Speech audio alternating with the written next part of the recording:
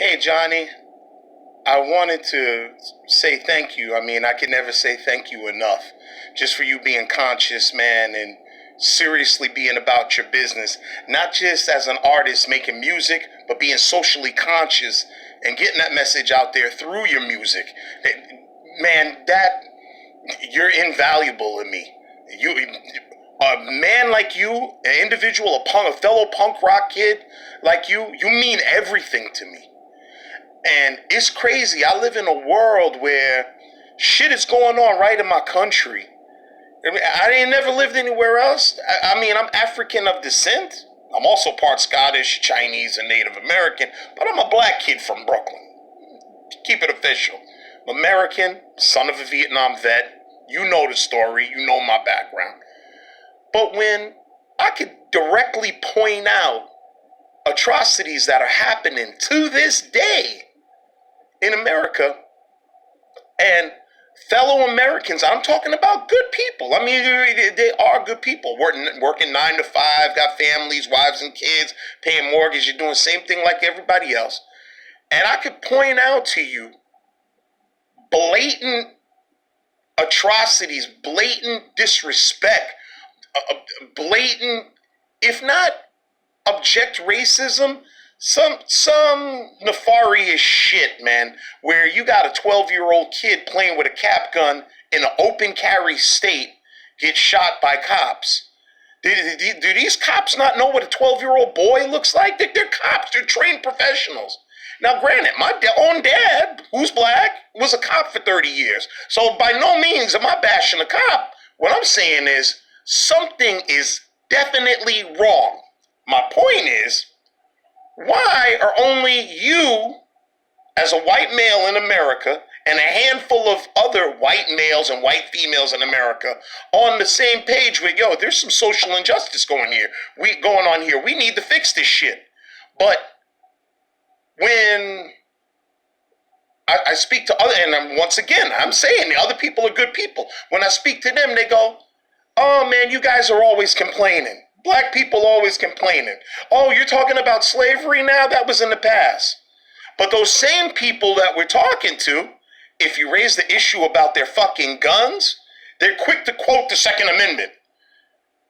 But they're not cognizant that the Second Amendment that they're talking about was written 100 years before slavery was supposedly abolished. Are you fucking kidding me?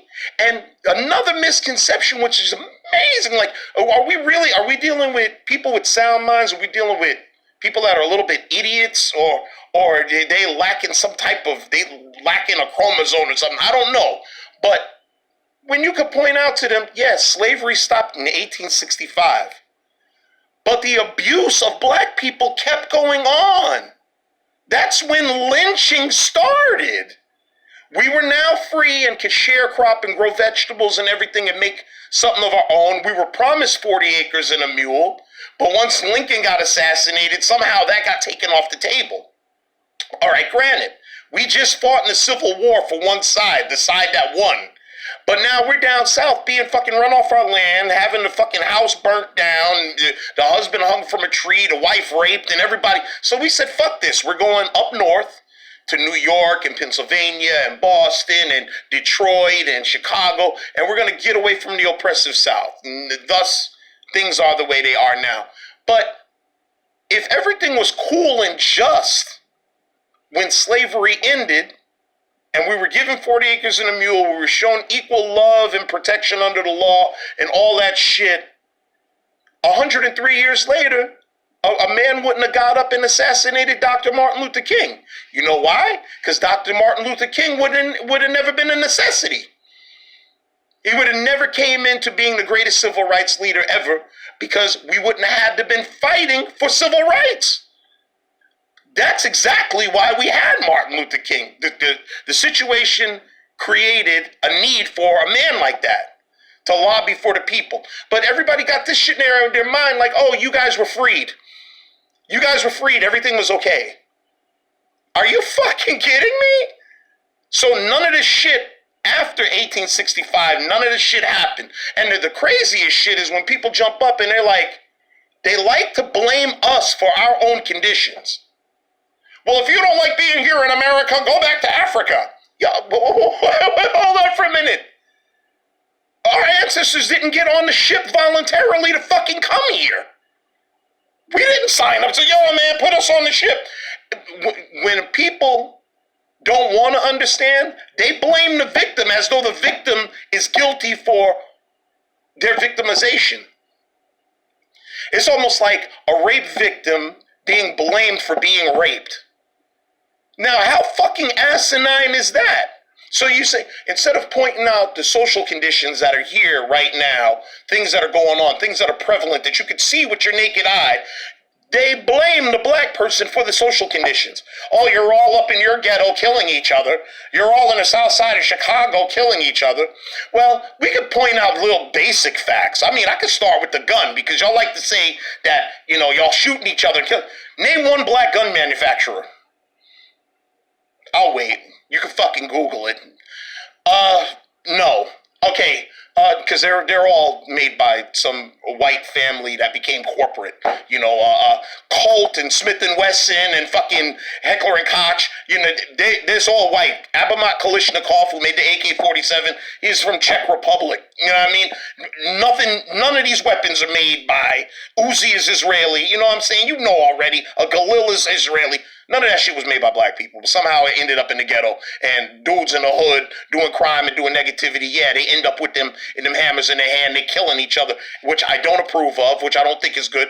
But there's social conditions that were put in place for years to make generations of people hate themselves. I don't know if you understand this, or the William Lynch was a slave owner, and he created a method of breaking slaves that they call the Willie Lynch syndrome. They played black people against one another, the house slave against the field slave. So if you was light-skinned like me, chances are you was a product of the rape of the slave master or one of his slave catchers, and it produced a light-skinned child that would have been my complexion, because the mama would have been black and the father would have been white, but you're property of the plantation owner, so you don't have no voice, and they would have put your ass in the house as a house slave, and the chocolate black brother or sister would have been getting their ass whipped in the field, and then they told the light-skinned one, oh, you better than the dark one over there. And they only allowed one person on the plantation, one slave, to read. The only person that could read was usually the field slave that they had, that was broken several times over or was there for 2 generations or so, and he was compliant with all the abuse that was going down. Like the character in Django Unchained played by the great Samuel L. Jackson. Like Steven. You would have been a house nigger like that, and that same dude would have been whipping the other black people. Okay? Now, you had this tradition going on for a long time, all throughout the South, all throughout slavery. Stop slavery, but keep the mentality. You were forced to partake in a religion that you knew nothing of. You were forced to accept Christianity and this image of a white Jesus that had nothing to do with your African history and your African culture. Okay? Now, slavery, so to speak, ends. Now, we're clinging to this Black Baptist church thing, this whole thing, and all of these concepts that we don't even fully understand as people, but we're clinging to them in good faith that Jesus is going to protect us all, while we're still systematically oppressed, raped, beaten, incarcerated, and whatever the fuck else is being done to us. Listen, when you see black people now, and I'm sure you know this, Johnny, when you see black people now, and you see them even doing crazy shit and unjust shit and unrighteous shit, that is a direct relation to years of systematic abuse, miseducation, uneducation, and several other things you could throw in there that created a slave, that created this Stockholm syndrome, this Willie Lynch syndrome. It created this self-oppression and this self-hate. Hate of the way you look. hate of your nose, hate of your lips, hate of your skin complexion. Why? Because you was taught that as a slave. But now today, we sitting here going like, oh, those things don't exist. You all have equal opportunity. Here's the other fucking great rocket scientist that I fucking love. They say, oh, minorities have more opportunities than white people. You have United Negro College Fund, and you have affirmative action, and you have NAACP. Do you know why those things exist? Because nothing was equal. We're still getting shit on. But you and your infinite wisdom, you actually think that the red carpet's been rolled out for fucking minorities because of these fucking institutions? Get the fuck out of here. Really? But yet we're the only oppressed group on the planet that hasn't been compensated at all. Even my beloved native people, yes, I'm Cherokee, Anayawiya, and I'm practicing one. You know what I'm saying? You know, a lot of you people running around saying that you native and all this type of thing. I doubt highly I'd ever see you at a sweat lodge, but I've been to one. You know, and I love my shaman very much. So all you people talking about the natives, man, motherfucker, you really ain't with that program. So stop fronting. You know what I mean? And you like to point out, oh, the natives were done bad here too. Who the fuck is you kidding? Who's you really kidding? Because you're not a big supporter or proponent to help them either. You know what I mean? But Johnny, I want to tell you, and I'm putting this thing here like a video in tribute to you, you know, and to the street dogs, man, because, yo, that post you put up there, I sat on the sofa, man, shit moves me, man. And I love you so much, and I could never tell you enough how much I appreciate you, because you use basic sense.